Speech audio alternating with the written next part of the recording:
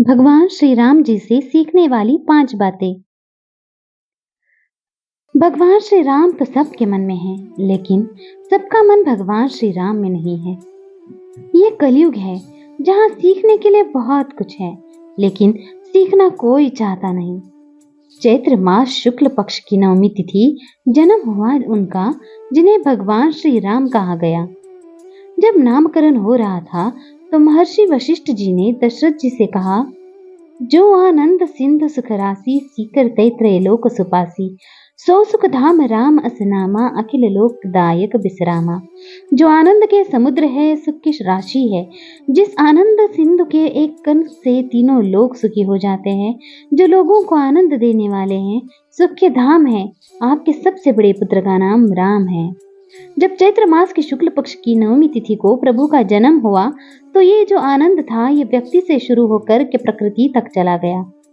कहते हैं सरयू जी का जल बढ़ने लगा, पवित्रता उसमें आने लगी, वृक्षों में फल आ गए, तालाब भर गए, ना ज्यादा धूप थी ना ज्यादा ठंड थी, मौसम जो था वातानुकूलित हो गया। ये प्रभु श्री राम का स्वरूप है, जिसने पूरे संसार को प्रकाशित कर दिया। कहते हैं कि अयोध्या में 1 महीने तक रात्रि नहीं हुई। सारी तिथियां दुखी हो गई कि प्रभु ने हमारे दिन क्यों नहीं जन्म लिया। यहाँ तक कि काल की गति रुक गई। फिर 1 महीने में कहते हैं सारी तिथियां वापस आ गई। सुप्रसन्न हो गए। शुक्ल पक्ष ने कहा कि भगवान ने मेरा पक्ष लिया, मुझ में जन्म लिया। कृष्ण पक्ष को लगा कि मैं अभागा रह गया। तब प्रभु ने कहा कि चिंता मत करो, द्वापार में जब कृष्ण अवतार में आऊंगा तो कृष्ण पक्ष में अवतरित हो जाऊंगा, लेकिन तुम्हारे सुख के लिए अभी दिन में रात्रि किए देता हूँ। अयोध्या के नगरवासियों ने इतनी रंग गुलाल उड़ाई कि धरती पर सूर्य का प्रकाश नहीं पहुंच पाया। और गोस्वामी तुलसीदास जी लिखते हैं, उड़ई अबीर मनहु अरुणारी, अवधपुरी सोहर ही भांति, प्रभु ही मिलन आई जनुराती। भगवान जब आए तो इतना आनंद आया कि रात्रि भी उसमें सम्मिलित हो गई। सीखने को अनंत बातें हैं, लेकिन 5 बड़ी बातें जो हमें सीखनी चाहिए और अपने जीवन में उतारनी चाहिए। तो आइए शुरू करते हैं। सर्वप्रथम सीखने वाली जो बात है वो ये है कि अपने दिमाग को शांत रखना शुरू कीजिए। विपरीत परिस्थिति में अशांत मत हो जाइए। भगवान श्री राम ने अपनी जीवन यात्रा में ना जाने कितने असुरों का संहार किया, रावण का वध किया, बहुत सारी विपरीत परिस्थितियां आई, लेकिन कभी हिम्मत नहीं हारी, कभी अपने दिमाग को शांत नहीं होने दिया। शांत चित्त से हर समस्या का समाधान किया। रामायण में वर्णन है कि मेघनाद जब कपट वाला युद्ध कर रहा था, बार बार गायब हो रहा था और तीर चला रहा था, लक्ष्मण जी को गुस्सा आया। भगवान श्री राम के पास गए, जाकर कहा कि मुझे आज्ञा दीजिए, ब्रह्मास्त्र चलाता हूँ। भगवान श्री राम ने अपने भ्राता लक्ष्मण को समझाया कि जब कोई मनुष्य हमारे सामने युद्ध ना कर रहा हो, हमारी शरण में आ गया हो, युद्ध भूमि से भाग गया हो या पागल हो, ऐसे 4 मनुष्यों पर ब्रह्मास्त्र का प्रयोग नहीं करना चाहिए।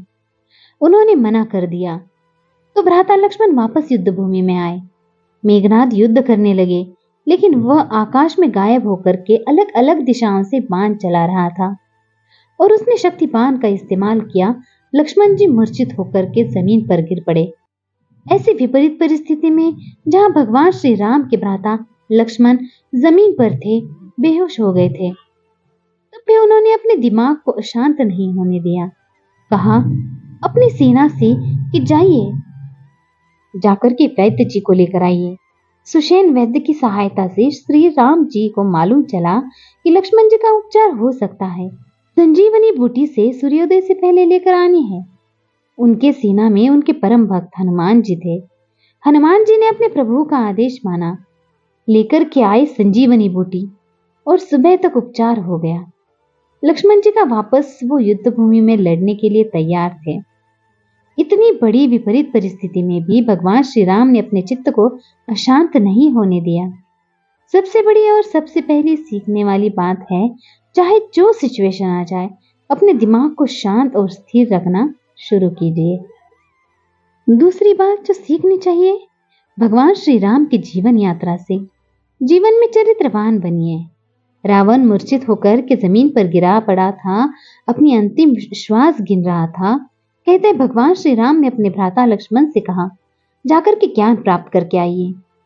लक्ष्मण जी गए तो रावण ने कहा कि तुम मेरे सवाल का उत्तर दोगे तभी तुम्हें ज्ञान बताऊंगा, ज्ञान की बातें बताऊंगा।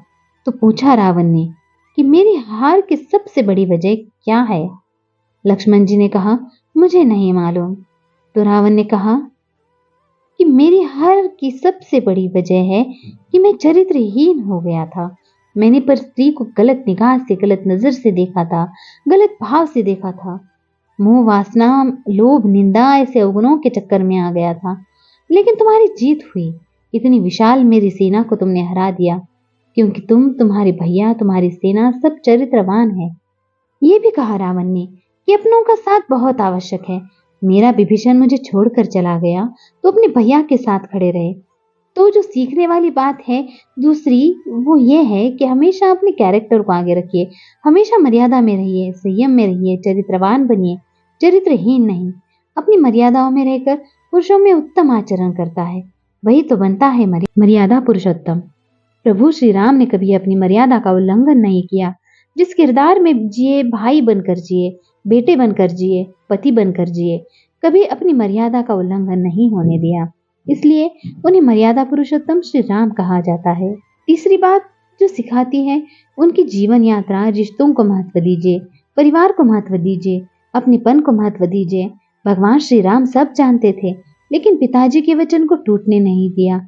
उनकी माता कैकेयी ने जो वचन मांग लिया, उसका अपमान नहीं होने दिया, बल्कि हंसते हंसते वनवास के लिए चल दिए। भ्राताओं में कभी प्रेम कम नहीं हुआ। चारों भ्राताओं में इतना प्रेम था कि लक्ष्मण जी बड़े भैया के साथ वनवास के लिए चल दिए। भरत जी ने राजगद्दी छोड़ दी। ये सिखाता है कि भाइयों में प्रेम होना कितना आवश्यक है। भगवान श्री राम ने अपनी जीवन यात्रा में गुरुओं का सम्मान किया, परिवार में बड़ों का सम्मान किया, छोटों को स्नेह दिया। वो बताते हैं कि रिश्ते जीवन में सबसे महत्वपूर्ण है, क्योंकि अगर हम जीवन का सार, सुख समृद्धि है, साम्राज्य है, उसे भी पाले और हमारे पास अपने ना हो तो सुख समृद्धि का कोई महत्व नहीं रह जाता है। चौथी बात सीखनी चाहिए भगवान श्री राम की जीवन यात्रा से, ये एकता बना के रखिए, चाहे परिवार में हो, चाहे समाज में हो। महाराजा दशरथ के चारों बेटों का चरित्र अलग अलग था, लेकिन तब भी उनमें एकजुटता थी, एकता थी, और संकट के समय में भी सब साथ खड़े थे। आप चाहे जितने बड़े हो जाए, चाहे जहां पहुंच जाए, अगर आपके आसपास अपने नहीं है तो उस सम्मान का, उस समृद्धि का जैसा बोल रही हूँ, कोई मतलब नहीं रह जाता। भगवान श्री राम राज परिवार से थे। वो चाहते तो केवट को गले नहीं लगाते, माता शबरी के झूठे बेर नहीं खाते, लेकिन उन्होंने ये सब किया ताकि वो सामाजिक समानता की तरफ दुनिया को संदेश दे पाए, समानता का विश्वास अपनी प्रजा में पैदा कर पाए। जब लंका पर चढ़ाई करनी थी तो उन्होंने वानरों की सेना को भी अपने साथ में ले लिया, सबको संगठित किया, सबको एकजुट रखा और तब जाकर के लंका पर जीत हासिल की। उनकी जीवन यात्रा सिखाती है, एकता बनाए रखिए, बिखरिए मत, छोटी छोटी बातों को लेकर के झगड़ना बंद कीजिए। पांचवी और अंतिम बात, सीखने के लिए तो अनंत बातें हैं, लेकिन पांचवी बात हमें वो सिखाती है कि हमेशा विनम्र बने रहिए, शांत बने रहिए। भगवान श्री राम लंका तक जाने के लिए बड़ी प्रार्थना करते हैं समुद्र देव से, लेकिन वो प्रसन्न नहीं होते। अंत में थोड़ा सा उन्हें क्रोध आता है। समुद्र देव दर्शन देते हैं और फिर जो रास्ता जो है वो आसान बना देते हैं, लेकिन अपनी विनम्रता को भगवान श्री राम नहीं छोड़ते हैं। उनके भ्राता उन्हें कहते हैं कि भैया अभी आसान कर देते हैं रास्ता, लेकिन वो कहते हैं नहीं, हमें प्रार्थना करनी चाहिए। समुद्र देव की तपस्या करते हैं। रावण का भाई विभीषण जब प्रभु श्री राम की शरण में आता है तो उस पर संशय नहीं करते हैं, बल्कि खुले दिल से उसका स्वागत करते हैं। जब बात आती है लंका में रावण के वध के बाद अगला राजा कौन होगा, तो खुशी खुशी विभीषण को सिंहासन सौंप करके आ जाते हैं। यहाँ तक कि भगवान श्री राम ने रावण को भी कई अवसर दिए कि वो संभल जाए, सीख जाए, सही रास्ते पर आ जाए। वो तो रावण आने को तैयार नहीं था, इसलिए उसका वध करना पड़ा। प्रभु श्री राम की जीवन यात्रा सिखाती है कि जीवन में विनम्रता का साथ मत छोड़िए। जब तक आप विनम्र रहेंगे तब तक जीवन में खुशियां, जीवन में अच्छे पल आपके आसपास ही रहेंगे। जैसा कि मैंने कहा कि सीखने के लिए अनंत बातें हैं, पर अभी के लिए बस इतना ही। मिलते हैं अगली वीडियो में। जाते जाते कमेंट में जरूर लिखिएगा। जय श्री राम। आशा करती हूँ कि कहानी आपको पसंद आई होगी। अगर पसंद आई हो तो लाइक, शेयर और सब्सक्राइब करना ना भूलें। वीडियो देखने के लिए आपका बहुत बहुत धन्यवाद।